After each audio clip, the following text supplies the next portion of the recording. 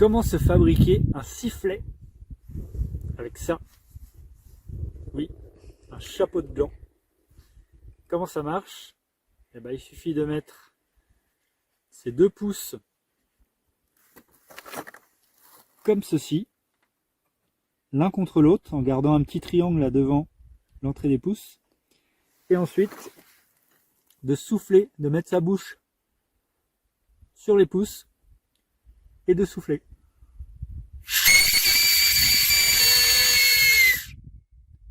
Ça marche quasiment aussi bien qu'un sifflet et ça se trouve partout. Ça, c'est ma fille qui me l'a appris. Donc j'ai toujours mon petit gland dans ma poche de survie. Savez-vous que l'écorce de bouleau est un super allume-feu naturel? Je vous montre en direct. Je mets mon écorce, je mets du petit bois,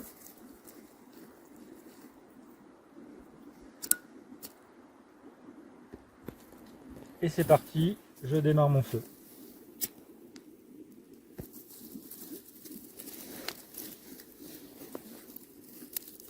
Je rajoute du petit bois, je laisse prendre, et puis après je mettrai du bois un petit peu plus gros. Je ne sais pas si vous entendez ou si vous voyez, mais ça crépite, hein, parce qu'il y a de l'huile en fait dans l'écorce de bouleau. Et du coup ça crame tranquillement, mais sûrement, et même quand c'est humide. Là le temps est sec, mais ça marche même quand c'est humide. Comment planter une sardine? Ça vous paraît évident, et pourtant je vois énormément de campeurs qui ne savent pas planter correctement une sardine. Là j'ai un auban de tente, avec la tente qui est là, et ma sardine, il faut surtout pas que je la plante comme ça, parce que là bah forcément elle va s'arracher directement avec le auban. Si je la plante tout droit, c'est moins pire, mais c'est pas terrible, parce que j'ai pas une bonne traction. Ma sardine, il faut que je la plante à 45 degrés face à la tente, et c'est une histoire de force, hein. Là j'ai mon auban, ma sardine, donc les deux sont à 90 degrés l'un de l'autre, et sur le bas de la tente c'est la même chose, la sardine doit être plantée à 45 degrés. Écorce de bouleau frais pris sur un arbre en vie, écorce de bouleau sec pris sur un arbre mort.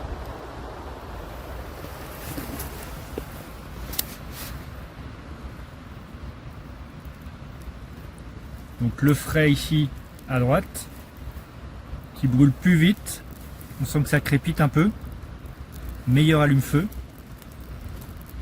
mais le sec aussi fonctionne bien, mais il brûlera moins vite, ce qui n'est pas plus mal finalement pour allumer du feu. Donc finalement, les deux sont pas mal.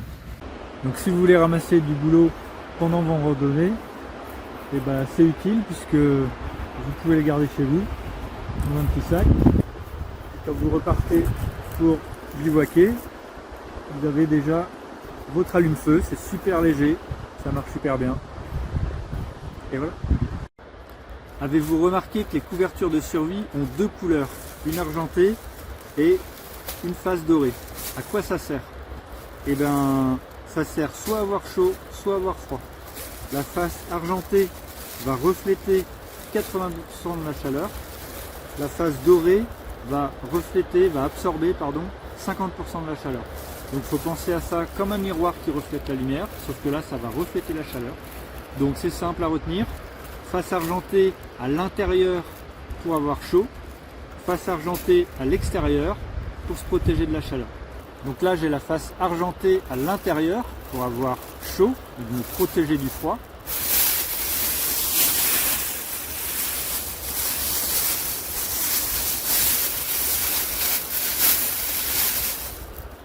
Et là j'ai la face argentée à l'extérieur pour avoir frais, donc me protéger du chaud, me protéger du soleil. Comment l'eau casse les cailloux en montagne? L'eau rentre dans des petites fissures des roches. Avec le gel, elle prend plus de place puisque la glace prend plus de place que l'eau. Et on se retrouve avec des cailloux qui commencent à casser en morceaux comme celui-là. Vous voyez les 2 morceaux là. Et ensuite ça va continuer, l'eau va rentrer dans les fissures encore plus grandes et on va avoir par exemple ce caillou qui a été complètement fendu en deux par le gel. Au fur et à mesure que l'eau rentre des petites fissures, après la fissure grossit, grossit, grossit et le caillou finit par se casser complètement en deux. Et sur ce même caillou où il y a la grande fente, vous avez un grand morceau là qui est cassé et qu'on peut remettre sur le côté à peu près, donc qui fait partie du caillou. Voici un accessoire important à avoir quand on part dans la nature. C'est une bougie chauffe-plat. À quoi ça peut servir? Ça peut servir à vous réchauffer dans votre couverture de survie. Donc là j'ai une couverture de survie, côté argenté à l'intérieur pour avoir chaud. J'allume ma bougie. Alors évidemment ça fonctionne si le temps est clément au niveau du vent, s'il n'y a pas de vent. Je pose ma bougie au-dessus de moi et je m'enferme dedans.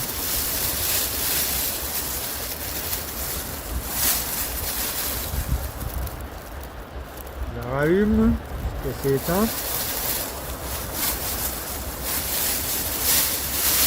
Je m'enferme dedans. Là ma bougie est à l'abri et là je sens tout de suite la chaleur de la bougie qui me réchauffe en plus de la couverture de survie.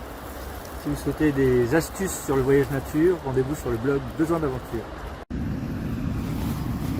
Ceci est une remorque de randonnée, un Carix, c'est la meilleure remorque de randonnée qui soit. Ça peut porter 20 kg. Il y a un sac qui est sur une grosse structure en aluminium, qui n'est pas très lourde. Et on a un harnais ici que j'ai sur moi. Et il suffit de venir lever les deux bras, mettre les deux mousquetons dans les anneaux et c'est parti. Et on peut randonner quasiment sans avoir les mains sur les bras quand elle est bien équilibrée. Le sac fourni avec est étanche et c'est une remorque qui est incroyablement efficace avec deux roues, une grande et une petite qui sont des roues pleines, increvables, et c'est vraiment hyper efficace. Et dans d'autres vidéos, je vous montrerai comment cette remorque se comporte. Voici une présentation de l'utilisation du filtre Sawyer Mini pour filtrer l'eau. Je vais commencer par remplir ma poche à eau d'eau.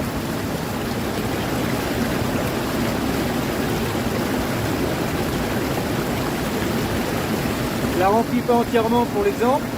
Je vais mettre mon filtre dessus, je le visse. Et là j'ai une flèche pour le sens de l'eau. J'ouvre le capuchon qui protège le côté eau propre. Et là j'ai plus qu'à mettre l'eau propre dans la bouteille en appuyant sur la poche à eau pour faire pression. Je peux le montrer comme ça. Je roule ma poche à eau. Et là j'ai de l'eau propre, claire, que je peux boire. Directement.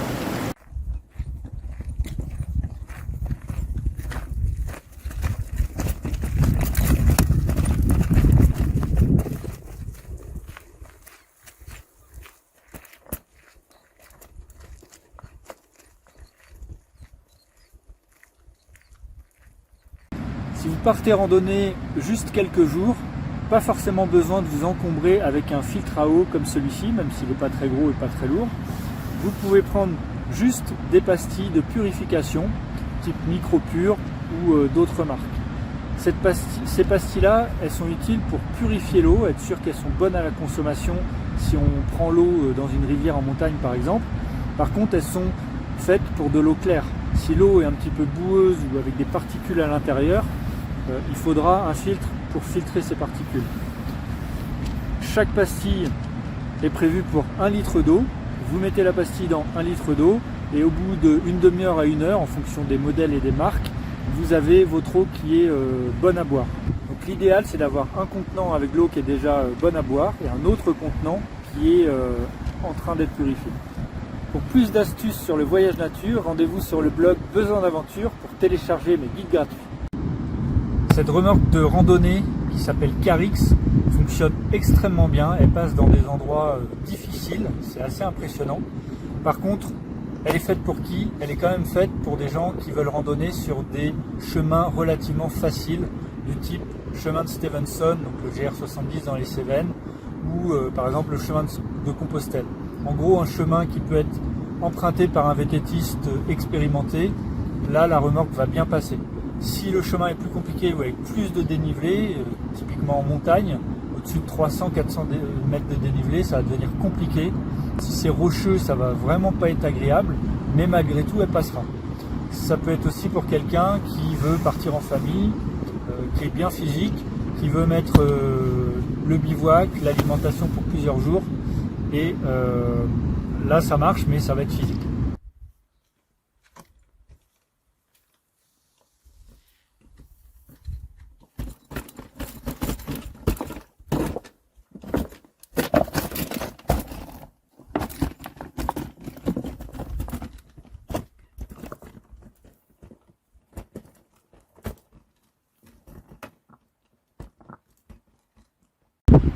Vous avez déjà vu un halo autour du soleil comme vous devez le voir sur la vidéo. Ça se voit beaucoup plus avec des lunettes de soleil. Et ça, c'est un élément intéressant à voir parce que c'est signe de vent et ou de pluie. Et je sais que demain à midi la pluie est prévue. Les nuages aussi un petit peu, vous voyez le ciel un peu voilé, ça c'est les premiers nuages qui arrivent avant une perturbation. Et on ne voit pas sur la vidéo, mais un peu plus dans le fond, moi j'aperçois des nuages déjà un petit peu plus foncés, un peu plus noirs, c'est en train de se boucher. Donc ce halo autour du soleil est plutôt signe de mauvais temps, donc méfiance si on en voit. C'est pas fiable à 100% évidemment, mais ça donne une tendance et c'est un élément à prendre en compte pour prévoir la météo. Pour plus d'astuces sur le voyage nature, rendez-vous sur Besoin d'aventure.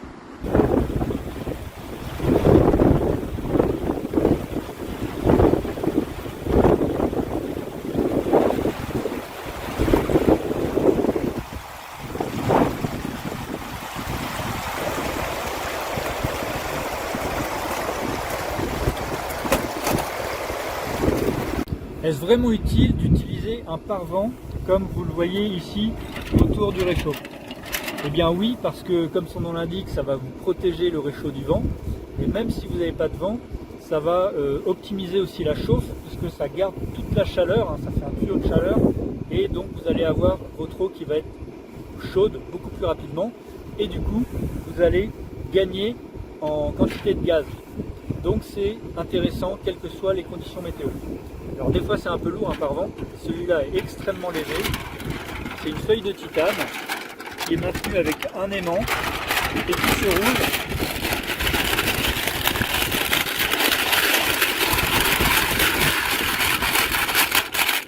Comme ceci, ça pèse quelques grammes, c'est vraiment le top.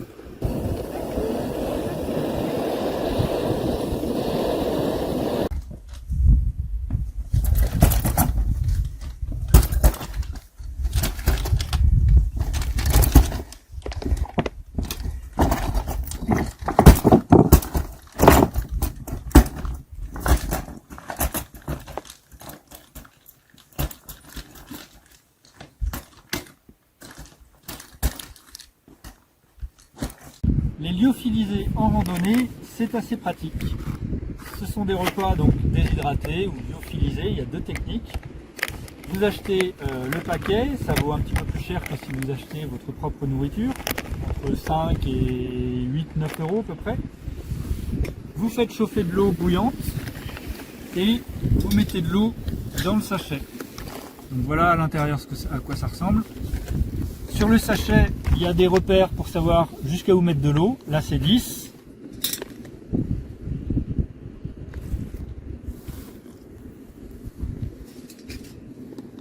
Voilà, là je suis au repère. Vous n'avez plus qu'à tout bien mélanger, bien dans le fond. Vous refermez. Vous attendez le temps indiqué, là c'est 8 minutes. Et après vous mangez. L'avantage c'est qu'il n'y a pas de vaisselle à faire. Après on peut dire que c'est pas très écolo parce qu'il y a des emballages. En même temps quand on achète de la nourriture il y a aussi des emballages, donc l'un dans l'autre je sais pas trop. Mais voilà, c'est pratique et c'est léger, c'est un super rapport kilocalories. Pour plus d'astuces sur le voyage nature, rendez-vous sur le blog Besoin d'aventure.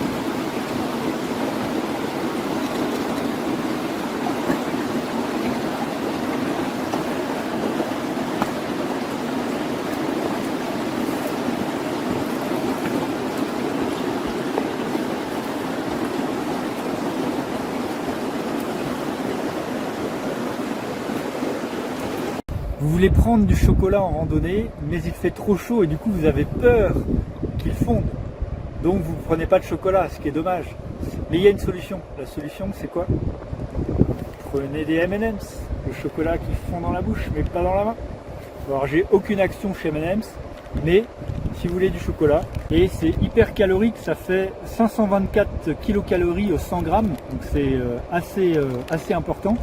Et c'est bon, alors c'est pas très diététique, c'est un peu industriel, c'est clair, c'est pas très bio, mais voilà, en randonnée, ça fait plaisir si vous êtes gourmand.